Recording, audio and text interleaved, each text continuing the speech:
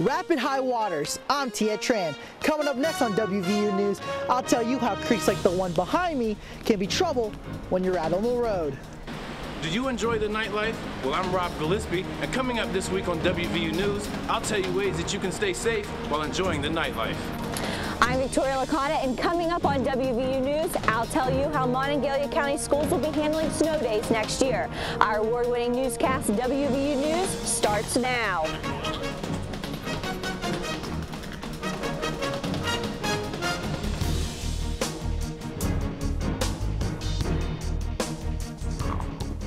Record-breaking snowfall in West Virginia is drawing attention to resident safety. See how people in Morgantown are preparing for higher temperatures and flooding conditions. I'm Andrew Seeley. And I'm Victoria Licata. Tobacco products will decrease in availability come October. Find out why the largest pharmacy chain will discontinue tobacco sales. You're watching WVU News, an award-winning newscast produced by television journalism students at West Virginia University. Morgantown residents may soon find themselves treading through water rather than snow. That's right, Andrew. WVU News reporter Tiet Tran joins us in the studio with more. Tiet? Thanks, Andrew. Victoria. Some of the largest floods are caused by snow melting, and the Mountain State has received a ton of the white stuff, and that adds up to trouble for those who live in the flood zone. In the past couple months, Monongalia County received more than 4 feet of snow, and with warmer weather approaching, that could mean flooding in places like Deckers Creek. Imagine yourself walking by the Monongahela River or driving over a bridge to find water crossing your path. Flood water can travel as fast as 10 miles per hour, which is the same speed as 270 miles per hour wind gusts. If you're not alert, they can have devastating effects. Jimmy Smith, longtime police chief and now deputy director of Mecca 911, says how freezing temperature can increase your chance of a flood. When we have the bitter cold that we've had here recently to where the streams will start freezing up, and then once it starts warming, those ice starts breaking, and then that causes jams, and that'll create these streams to back up very quickly and come out of their banks at that point. Residents that live near bodies of water should always keep an eye out so they have enough time to get to a safe area. Residents like Logan Darnell.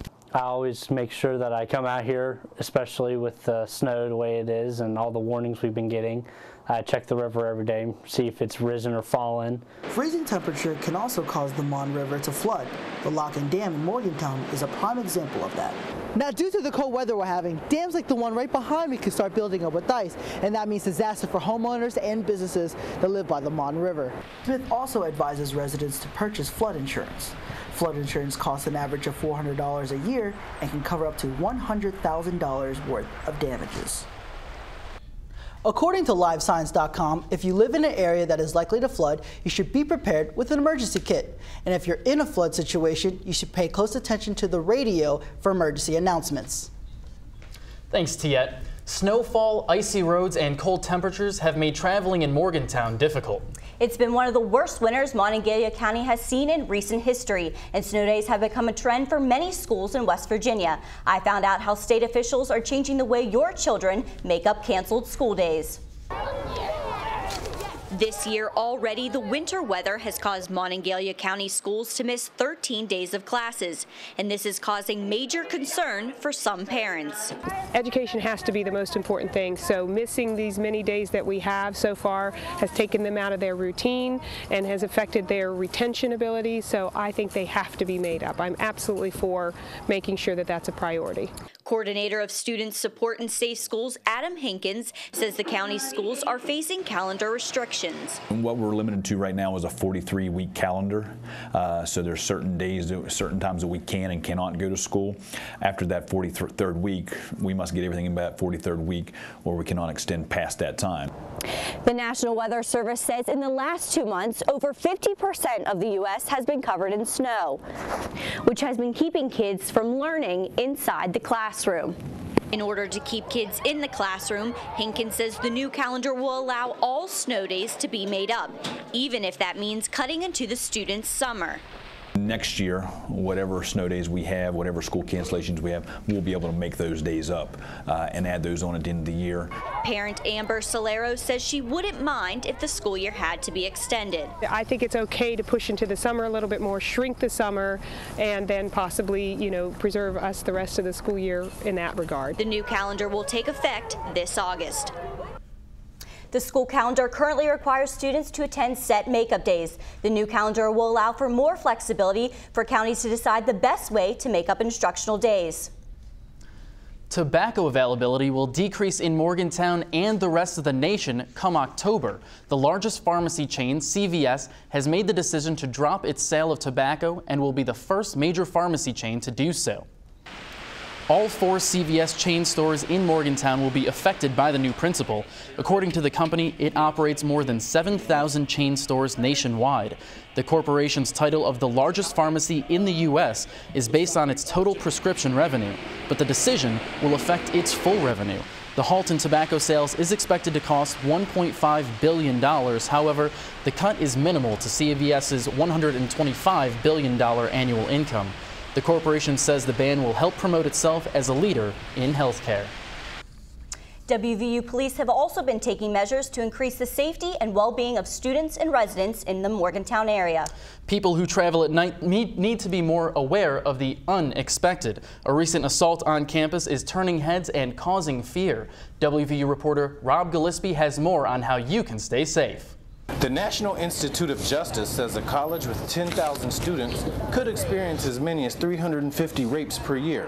WVU has 30,000 students. More than half are female. The university's assaults could exceed 500 annually. Just how safe do students feel on campus? When you're by yourself or you get left alone, you get really nervous because you never really know what's going to happen out here. Well, I live alone, so sometimes I do get a little nervous when I walk home.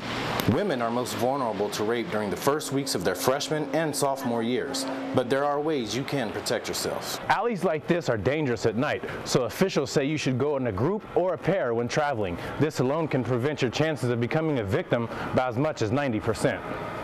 WVU Police Chief Bob Roberts says it's important to know where the Blue emergency phones are located and don't hesitate to use them. Actually, 32 on campus now. They're set up so that if you're in an emergency situation or you need help, all you have to do is push the button. It notifies 911. And we're dispatched to that location. I try to leave with friends or my boyfriend, and I never try to be alone anywhere. Police say know your limits and communicate them clearly and firmly. Be aware of your surroundings and avoid secluded places, especially with someone you don't know well. Robert Gillespie, WVU News, Morgantown. Downtown Morgantown has the highest number of crime-related activities in Monongalia County, and county leaders are bringing ongoing problems like this one into discussion. That's right, Andrew. Monongalia County leaders are coming together to better their community. Government reporter Nicole Linder has found out how these ideas are taking effect. Nicole? Thanks, Andrew and Victoria. I recently traveled downtown to investigate a leadership forum where a group of Morgantown residents will have a say in how the city is spending its money. I have a motion and a second. All in favor signify by saying aye. Aye. Elected officials, students, ordinary citizens. A new community group is taking on today's problems and tomorrow's solutions. The Monongalia County Community Leadership Forum encompasses leaders from all over the area who want to better the future of West Virginia. County Commissioner Tom Bloom says the forum forces the community to work together. We couldn't agree on anything, so we could never get anything done. We're now starting to work together to agree on issues and ideas and then move forward. The forum is the first of its kind in the Mountain State. The roundtable brings together ordinary residents, city representatives, county commissioners, and West Virginia University. Participants are encouraged to express ongoing concerns and new ideas. There's no other place to go that you can go once and everybody hears what you have to say. Poor road conditions and inadequate snow removal were major concerns expressed at the last meeting. Future recreational facilities were also discussed, and a special ad hoc group was organized for the project. The group discussed the possibility of a future roads fund. The money would go towards fixing ongoing problems such as hazardous potholes that affect much of Monongalia County. Bloom says the forum is open to all ideas and suggestions. We're moving forward and people are seeing the progress, so we're hoping that this will continue. The group meets every other month with their next meeting set for April 3rd. Monongalia County representatives will hold another forum soon. Residents can voice their opinions to city officials on April 3rd. Andrew and Victoria, back to you. Thanks, Nicole. The exchange of ideas certainly enriches a community. And the most diverse can benefit a team. Coming up on WVU Sports, reporter Morgan Farr tells us about a foreign exchange student who's been defending a team's goal, both regional and national. I'm Morgan Farr, and straight ahead on WVU Sports, I'll tell you about the hockey team and their road to the national tournament. We're all different. Our interests, our backgrounds can influence our futures. But without focus, they're just dreams. But what if someone could give your interests life? If they could give your background power? If they could fuel what motivates you? That's what gives dreams meaning, purpose. And perhaps that was the moment you knew you wanted to be a mountaineer. The WVU club hockey team is leaving a trail of success on the ice. Sports anchor Brittany Kavanaugh is here to tell us more. Brittany? Thanks, Victoria and Andrew. After a strong finish against IUP, the WVU club hockey team is advancing to the national tournament in Delaware.